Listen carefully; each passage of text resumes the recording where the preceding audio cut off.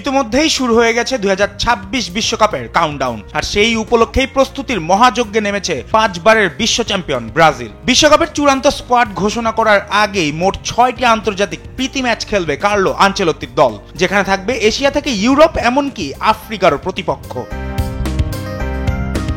পরিকল্পনার প্রথম ধাপেই ব্রাজিলের এশিয়া সফর। অক্টোবরে তারা মুখোমুখি হবে 2 এশিয়ান জায়ান্ট দক্ষিণ কোরিয়া ও জাপানের। ব্রাজিলের সংবাদ মাধ্যম গ্লোবো পোর্তো জানিয়েছে, বাণিজ্যিক ও প্রশাসনিক আনুষ্ঠানিকতা শেষ হলেই চূড়ান্ত হবে সূচি। নির্ধারিত সময় অনুযায়ী 10 অক্টোবর সিউলে দক্ষিণ কোরিয়ার বিপক্ষে এবং 14 অক্টোবর টোকিওতে জাপানের বিপক্ষে মাঠে নামবে সেলেসাওরা। 2022 বিশ্বকাপের আগেও এই দুই দলের বিপক্ষে খেলেছিল ব্রাজিল। সিউলে কোরিয়াকে হারিয়েছিল 5-1 গোলে, আর টোকিওতে জাপানকে 1-0-তে।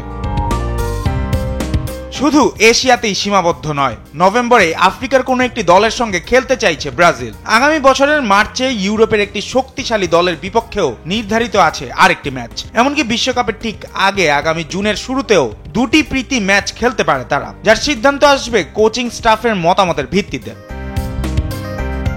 তবে এই পরিকল্পনার মাঝেই আছে আরেকটি গুরুত্বপূর্ণ কাজ, বিশ্বকাপ বাছাই পর্বের শেষ 2টি ম্যাচ। 5 সেপ্টেম্বর রিও ডি জেনেরোতে চিলি আর 10 সেপ্টেম্বর বলিভিয়ার বিপক্ষে মাঠে নামবে আনচেলত্তির দল। ইতিমধ্যেই মূল পর্বে খেলার যোগ্যতা নিশ্চিত করেছে তারা।